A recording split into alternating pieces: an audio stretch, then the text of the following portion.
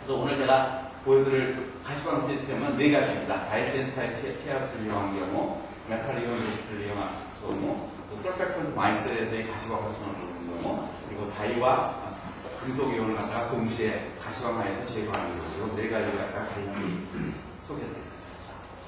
제가 이제 몇 년 전부터 이 다이센스타일 TRF를 갖다 이용을 해가지고 오염물질을 갖다 분해해보자 하는 연구를 갖다 쭉 해오고 있는데요. 물론 이제 이런 다이센스타일 TRF를 이제 다음번 말씀하실 강남기 박사님께서 아주 자세하게 얘기를 해주시는데, 그 경우는 솔라셀, 결국 전기를 갖다 얻어내기 위한 방법이고요. 저희가 이제 원하는 거는 이 센스타이제이션을 이용을 위해서 가령 어떻게 CCL4와 같은 리덕티브 컨버터를 일으킬 수 있으면은, 우리가 이제 그런 것들을 갖다가 가시광하에서 여러 가지 나무레성 물질들을 갖다가 분해할 수 있다 하는 이제 이런 연구를 갖다 시작을 했습니다. 그래서 이제 이런 아이디어에서 이런 센스타이저는 이제 루시늄 컴플렉스 센스타이저를 많이 쓰기 때문에 이런 것들을 이용을 해가지고 한번 가시광 활성을 테스트를 해보고 있습니다.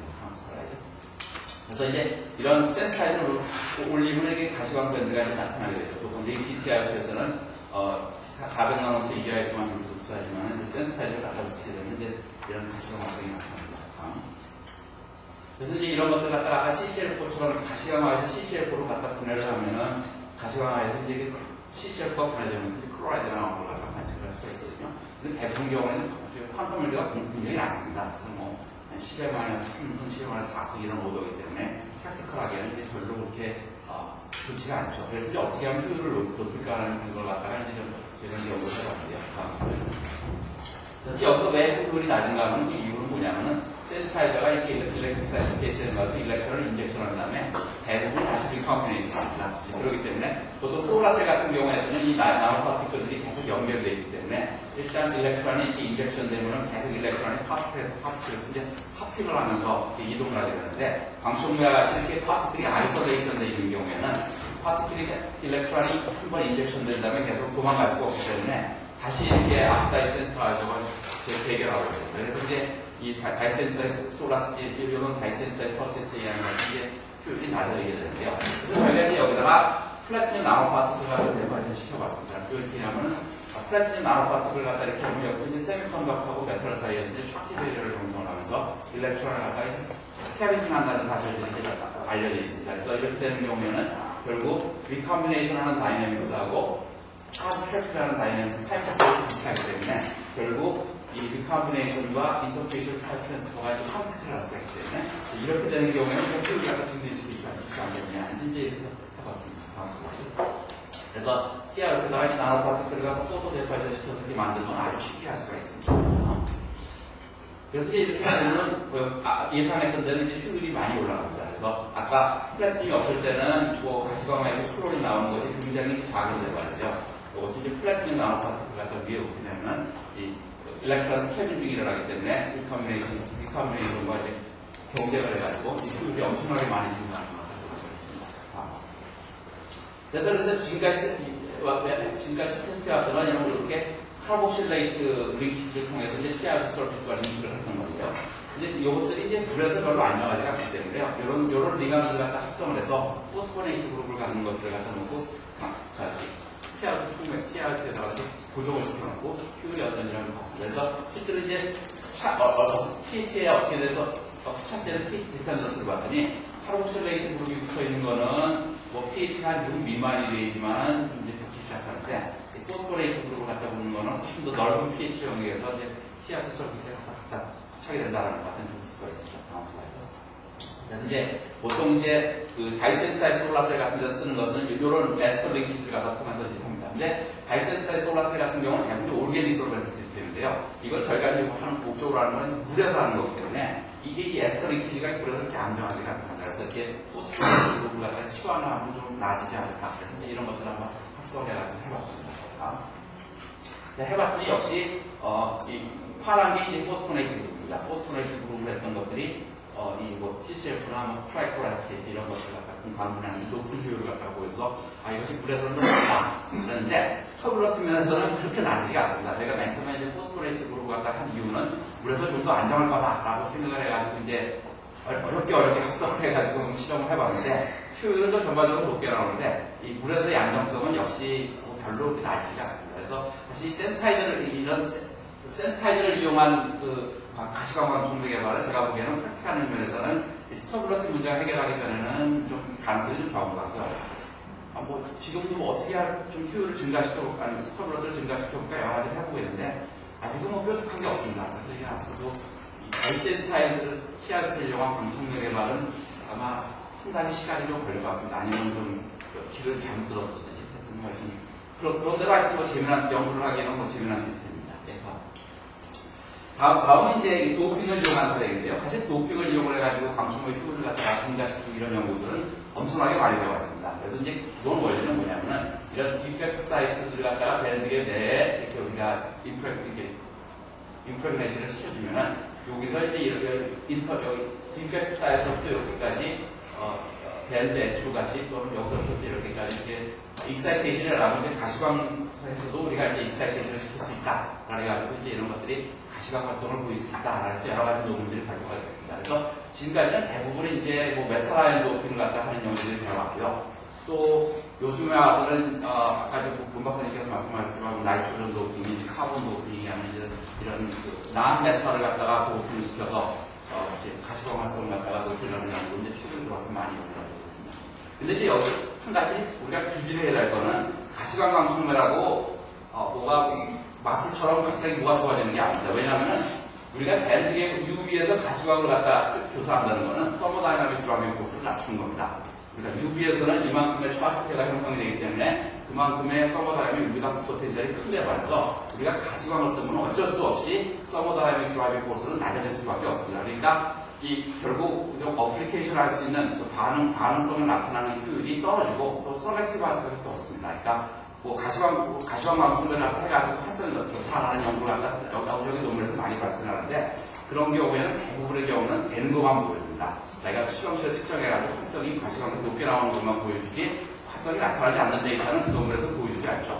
우리가 그런 것들과 분명히 인식해야 됩니다. UV에서 쓰는 그다음에 TRT를 아까 메탈 이용한 도핑을 가지고 있을 때 UV에서 쓰는 액티비티보다 가시광에서 쓰는 액티비티는 떨어질 수밖에 없고 소라트도 떨어집니다. 그런 것들을 우리가 분명히 인지를 하고 뭐 카본 도핑이, 나이트로젠 도핑이 이런 얘기를 많이 합니다만 그것이 원래 기본적으로 인프린시플 UV 광성들을 갖다가 능가할 수는 없는 거죠.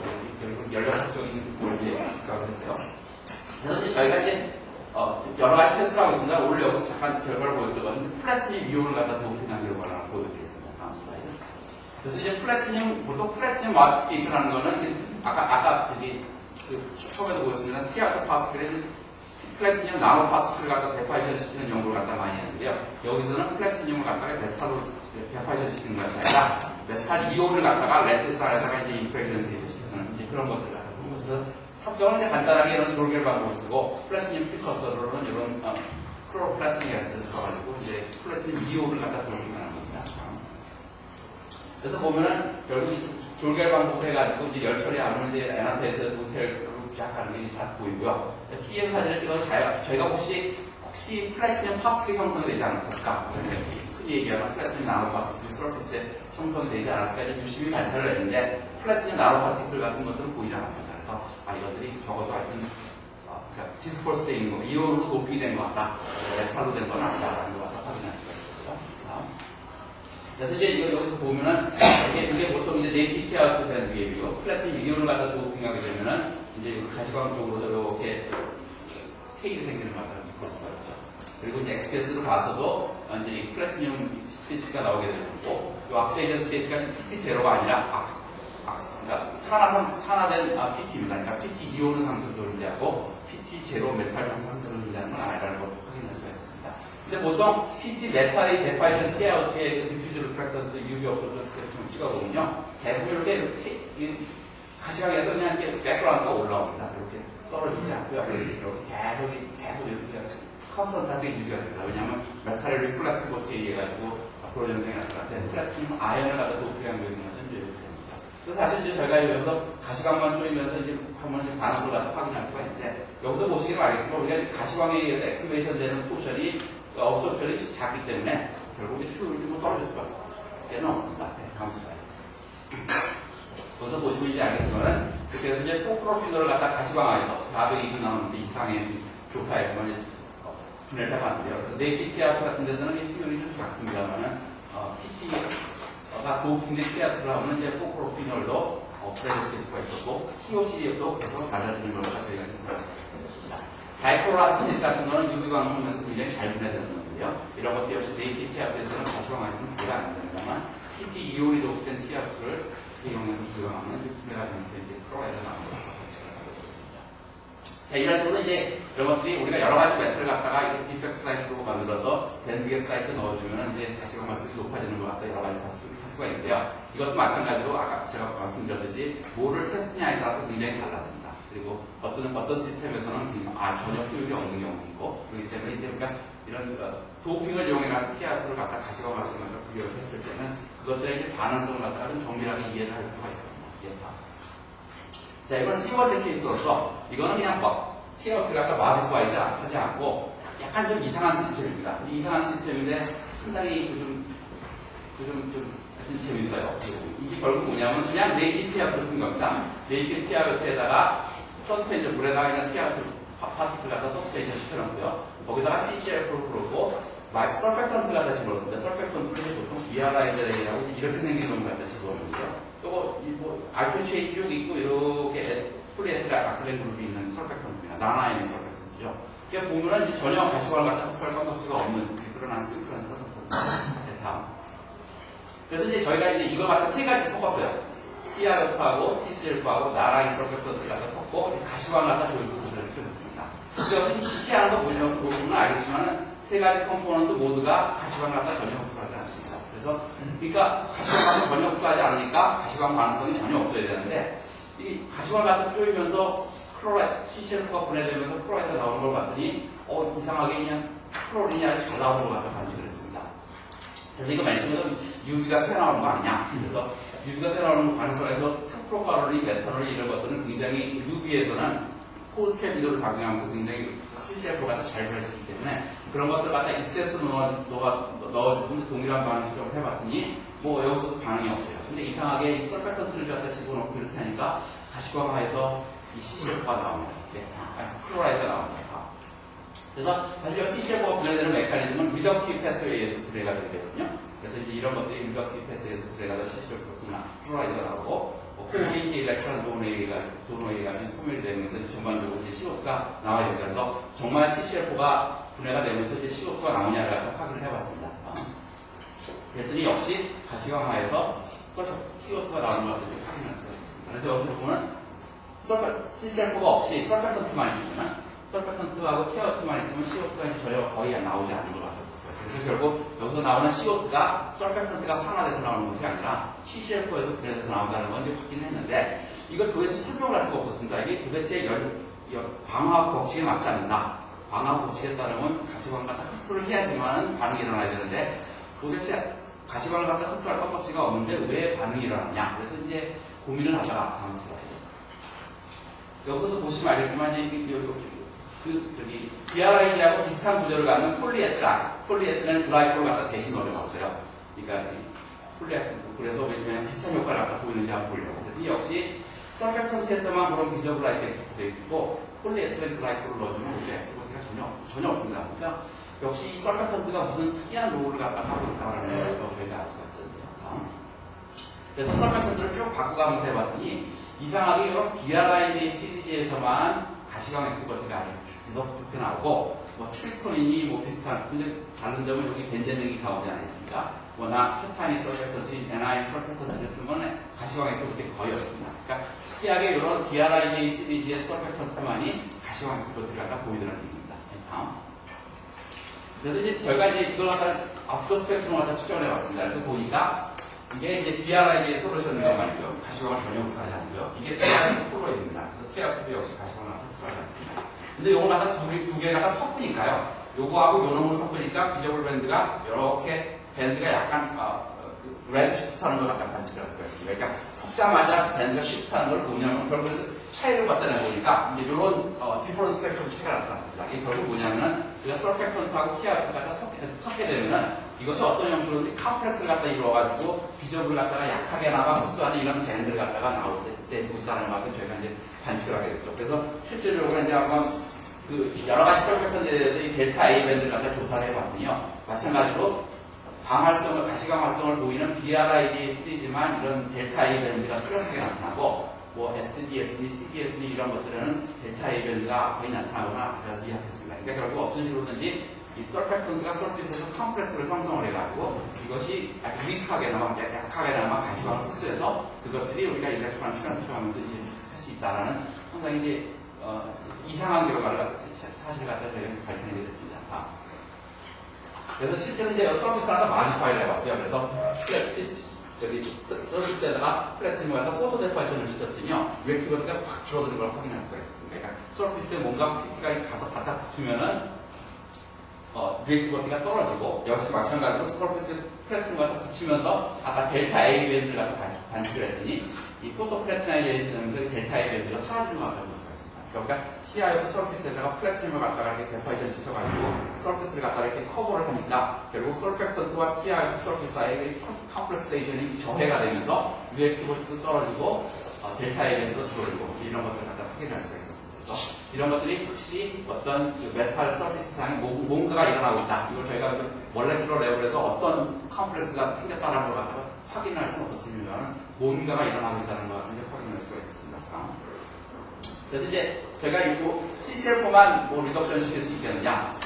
그래서 이놀게닉은 육각크롬으로 갖다 환원을 시켜봤습니다. 육각크롬으로 환원을 시켜보니까 역시 BRIDA TR 시스템에서만 육각크롬이 아주 효율적으로 환원되는 것 같아요. 확인할 수가 있습니다. 제가 제안하는 거는 어떤 형식이든지 이런 서펙턴트가 서피스에서 컴플렉스를 갖다 형성하면서 디저블라이트를 형성을 해서 일렉트론 트랜스퍼를 하고 이것이 일렉트론 업셋으로 이동을 해가지고 클로라이드가 나오고 이제 분해가 되는 것이 아니냐라고 제안을 하게 됐습니다. 근데 아직까지 이런 것들이 정확한 네이처는 아직 저희가 아직 규명을 못하고 있습니다. 시간이 거의 다 됐는데요. 마지막으로 저희가 이제 다이하고 다이 센스타이즈, 다이를 갖다가 이런 식으로 해가지고 분해하는 연구를 많이 해왔거든요. 다이가 익사이테이션 되는 거, 이게 센스타이전 포커스가 아니라 다이 자체가 이제 가시광화에서 이제 이렇게 익사이테이션 돼가지고 분해되는 시스템을 갖다 많이 사람들이 연구를 해봤는데 저희가 착안한 점은 뭐냐면 여기다가 중금속도 같이 있으면은 중금속이 일렉트론을 받으면서 결국 다이도 분해되고 중금속도 환원이 되면서 흡착이 되고 이렇게 해가지고 그러니까 다이와 중금속을 동시에 가시광화해서 처리할 수 있지 않겠냐라는 식에서 이제 한번 실험을 해봤습니다.